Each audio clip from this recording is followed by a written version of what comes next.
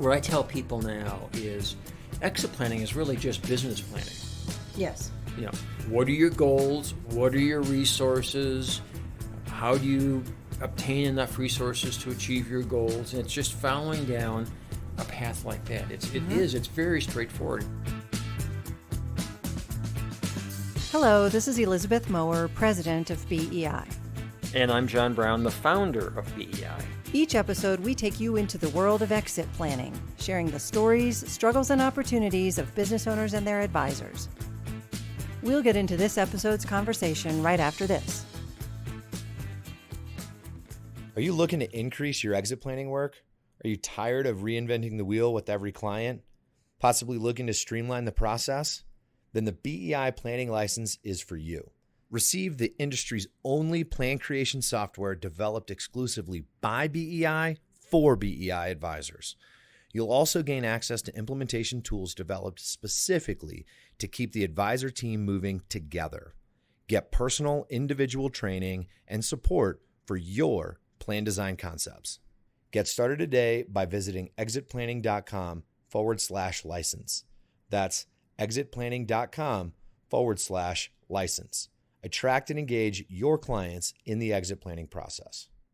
John, you said that you brought a topic today, and I don't know what it is, so you're going Okay. to surprise me a little bit, I think, and tell me what we want to talk about. So this is going to be a little interesting today because I want you to talk about, or us to talk about, exit planning. I mean, This is what we do as a company, is we train advisors and support advisors in exit planning for their clients. So I thought maybe, just maybe, we should talk about exit planning. All right, we can do that for a minute. So let me kick it off by saying a lot of advisors come to our training sessions, our boot camps, and we go around at the very, very beginning and say, well, what brought you here? Why are you here? And very often they're saying, well, because I've done some planning work for my business owner members, but I feel as though it's incomplete. It feels like I'm recreating the wheel every time I meet with a new client and talk to them about planning. And what I need is a process. So is really the person who has refined the exit planning process over the last 15 or 20 years. Tell me first, what is the exit planning process? And then secondly, why is it important? Sure. Okay. Well, we'll try to give sort of the most common kind of description of the planning process, because if there are business owners listening today, it's my view that they should insist that the advisors that they work with use a process that is sort of definable and clear, and preferably something that's been used before by others that works. But ultimately, I'm not going to say anything to describe our process that's particularly different or even proprietary or anything like that. It's not. Yeah, we just do what we think works best for business owners, given the fact that they have some complexity in their situations, that there are moving parts, and that everything that we do for a business client affects everything else that we do. So that's really important. Yeah. I was talking to some advisors yesterday about that you can't really separate work for business clients into silos or departments or isolated areas, because everything connects to everything else. Yeah. So Okay. if Can I I'm interject? teaching a class, yes, Okay. of course. Okay, thank you. So what I tell people now is exit planning is really just business planning. Yes. What are your goals? What are your resources? How do you obtain enough resources to achieve your goals? And it's just following down a path like that. It's very straightforward. It's been around forever. Yeah. We just apply it to owners who are thinking of leaving their business someday. This is true, and our surveys say that 80% of business owners, give or take a couple of percentage points at any given time, are kind of thinking of themselves on a 10-year time horizon, right? Or less. Or less. Yeah. But no more than 10 years. So 80% of the business owners out there are thinking, okay, how do I see my ownership, my business, my company kind of evolving and transitioning from what it is today to something else? over the next 10 years. So it's our job as advisors to support that. And I think it's the job of business owners to acknowledge that that's what they're thinking about, not just in a survey, but to the people who they go to for help, and then say, okay, how are you going to help me? So if you're a business owner and you come to me today and you say, tell me how your process works, Elizabeth, tell me what you would do, then I would basically give these kinds of sort of milestones, or I don't know, I sometimes call them like pegs in the board. Like, these are the things that I know are going to happen, and this is the order that they're going to happen in, and everything else is going to modify a little bit based on the unique situation of each client. So from the minute that I start doing planning, I'm going to need to know things. So I will get phone calls today saying, you know, I have a client, do you think I should recommend this to them? And I say, I have no idea, I don't have enough information. Right. So I'm very reluctant to give any kind of planning advice. When a business owner asks me, when another advisor asks me, no business advice from me until I know enough to really be useful to somebody. And I just think that's pretty basic. But we say it out loud because that's what business owners should expect from their advisors. Advisors who come in with a solution first, I maybe would be a little bit suspicious that they don't know enough about me and my business to really understand whether that works or not. So a lot of information gathering, data collection, information gathering. Some people will call it discovery. So I don't really care what you call it, but I need to know a lot of things, and that's going to include goals, facts about the company, the family, the owner, the personal situation and the business situation, the employees, the industry, all kinds of things. Lots and lots of different things are going to get included in that. And from that, I'm going to be able to start to sort of identify things that I think we might be able to do. Because again, during that gathering portion of my process, I learned a lot about the business owner's goals. That was included in there. So now I'm trying to match those things up. So one thing about the planning process too, as listening to you talk about that, is if I was just an estate planning attorney, which I was at one point, it would be impossible for me to do what you're talking about because my frame of reference would be so narrow. The questions I could ask based upon my profession would be very narrow. So part of what I think a process allows you to do is, one, to go along a track, so you're not going to be diverting into different channels that may not be relevant, but you're also going to be on a track that brings in all of the information and all the skill sets of other advisors that are necessary to create a plan that really works well. Because as a professional, you can't do that. You can do an exit plan from the perspective of an insurance advisor or a financial planner or a lawyer or a CPA, but that's going to be too confining. Yeah, I agree. And that's gonna come up again a little bit later in my process. It is. Yes, it is. So what we've done Do now. I know about this yet? I'm going to tell you about it in Okay. a second here. So my first part of my process is to learn things, learn about the particular client that I'm working with. And like I said, that's both goals and objectives, priorities and preferences, concerns, challenges, and also lots of facts, just data. Okay, so take all of that stuff and I start to sort of sort out, okay, well, we're trying to accomplish these goals and I have these facts to work with, and what are the tools that I have in my planning toolbox that might be worth considering? And I'm going to err on the side of identifying more.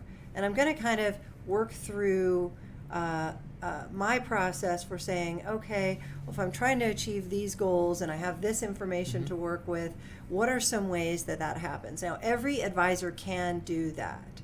So I might do it using our Epic planning software, but you don't have that software. You might have a different method that you do it. But I think the process of sort of starting to just identify tools or solutions or strategies that might take these facts applied to these goals and help us achieve them is important to do, because I'm going to work with my client at that point to understand, okay, I'm thinking that we might need to work on this area and maybe we can use these kinds of solutions. Business owner, John, how does that make you feel? What do you think about that? Have you done that before?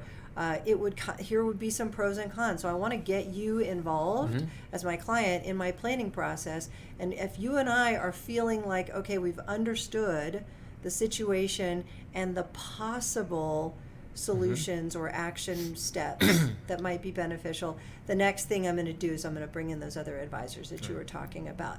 I want them to bring all of their ideas to the table. I am not pretending to be the person who knows everything.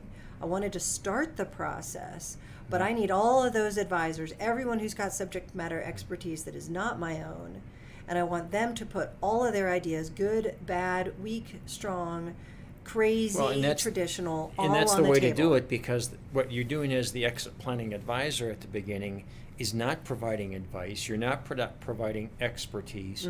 You're trying to understand where the client is and what the client has and where the client wants to be. Right. And once you understand that, then you can efficiently bring in the appropriate advisors to give tax advice, to talk about different ways of incenting the management team, all these different other specialties, of which we're special. I mean, you were an attorney, I was an attorney, so we were all specialists, but we realized that that's way too confining for an owner who's thinking of leaving his business. And then there's one other thing I wanted to say when you're talking about that.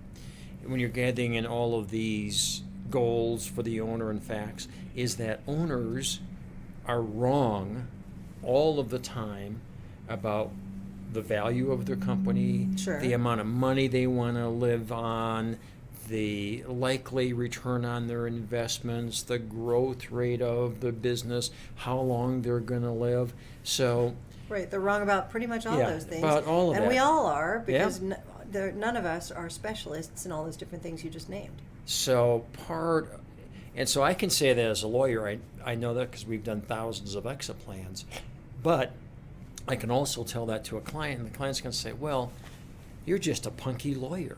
What do you know about a good rate of return on investments? And they're right. Right. That's, to get somebody to the table you bring them in. who can talk about that. The advisory team is so critical. So we have all of these people. I think collaboration is really important. Almost all successful businesses and almost all businesses are just complicated enough that there won't be one advisor who can help them. I would be a little nervous about an advisor who says they only work alone, or they can pretty much take care of everything. I'd be a little bit concerned. Maybe a very, very simple situation that would work. And then if I'm a business owner, I'm thinking, you just brought a bunch of people to the table and had them all contribute to this process. So I think you just cost me a lot of money. The reality is that it's really not that expensive. And so we probably don't have to get into the details of how much, because that would be another podcast. Yeah, it's going to vary quite a lot based on who you're talking to and where you are in the country, things like that. But I would say my experience is that in the scheme of things, this collaboration at the beginning is the value of it far exceeds the cost of getting it done. You might be paying a couple of people who are hourly at a meeting that's maybe, if it's long, it's going to take 3 hours. Just that expense and the cost of getting everybody to participate in the process is not going to be a problem when you compare it to the overall success of a handful of the planning solutions that get brought to the table. Yeah, and so I think, that's another point to talk about. Boy, I want to get back to the exit plan process. We're not finished with the process yet. Yeah, we're going to have to get back to that. But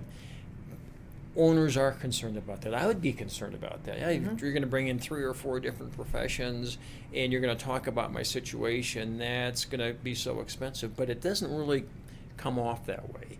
The first thing you're going to do is you're going to gather the information.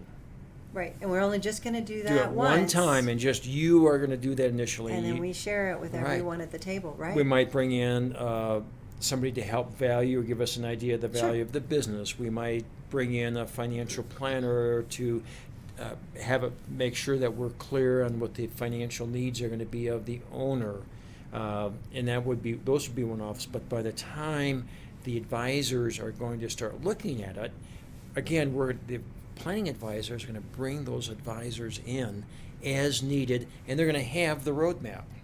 So they're not starting all over again. That's what the process does, is it develops this roadmap. Right. And then we're all working from the same set of information.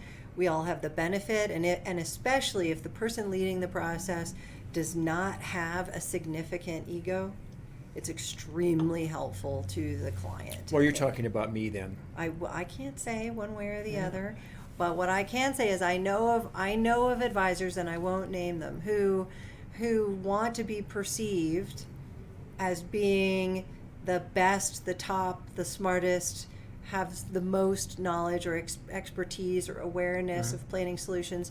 And I really had the opposite view of working with clients, which is that what they're going to appreciate about me is that I'm not going to pretend to know all the answers. And so I have, in our training programs, lots of stories that I tell where I'm working with a business client and I have an idea, or I might be sort of about to make an assumption, and another advisor who works for that client brings up an issue or a reason why something won't work. Is what happened pretty frequently. What if we do this? Oh, someone else at the table says, you can't actually do that because of this thing in the business, and here's what it is, and I know that, but you maybe didn't, Elizabeth. And I would say, well, thank God I brought everybody to the table, so that I could find this out, because I'm very concerned that I might have an idea that's a terrible idea for the client. I need somebody to point that out to me, because ultimately I'm not trying to look like anybody's hero. I'm just trying to get the best outcome. So if I have to be wrong early on in the planning process in order to get a good outcome for the client, then that's So what I'm what gonna does do. that, so now we've met with the client, we know what their goals are, we know what their resources really are, we know accurately what they need in order to be able to leave the business on their terms. Where does the process take us now? Now we're collaborating with Yep, advisors, collaborating with using a other roadmap. advisors, right? What's the next part? So in the next phase, it sort of goes from working with this team of advisors after you kind of put every idea, including the kitchen sink ideas, out on the table. We start pulling things off the table to say, okay, neat idea, but not going to work for this reason. Great idea, but too expensive.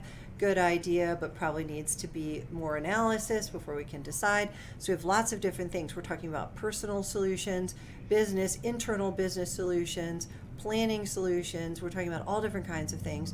And we start to get rid of the stuff that really is just going to turn out to not be as good. But I think that's much easier to do than starting with a blank piece of paper and telling myself I got to write a plan now. And So- most of what we're getting to at this point, I think I would call design issues. How are we going to design it? It's Sure. not, this is the product that solves everything for this client. It's Right. not about it's not so much a product discussion, although we could talk about that. There are particular products that Yeah. we're going to want to evaluate. Yeah. So in any little aspect, I might be looking at 2 or 3 different kinds of things that I think might work, and the advisor team is kind of talking them over and weighing the pros and cons and trying to present the business client with an explanation and the benefits and risks, because my experience is that business owners are good at making decisions when presented with that kind of information. Here's the goal, here's a solution that we've identified, here are the upsides and here are the downsides, compare it to these other 1 or 2 or whatever it is, and I find business owners to be very capable of making a good decision when presented with that amount of information. So when does the owner make that decision? Kind of as the advisor team is working through these ideas and has narrowed them down to the ones that they think are effective and best, but they might have a couple of different ways to accomplish some of the goals that the owner has articulated. And if there are multiple ways to get a thing done, to motivate the top employees. There's maybe, in my case, there's a couple of different ways we could transition some ownership to a child who's working in the business. I got it down to 2 different things I think would work for your purposes, business owner.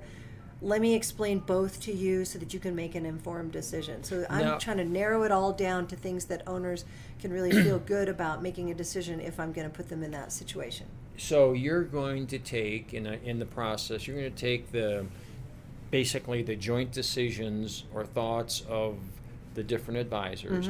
You're going to go back, you're going to meet with the client and say, here's what we've come up with. Yes. Because the client's not going to want to meet with 5 advisors at their hourly rate.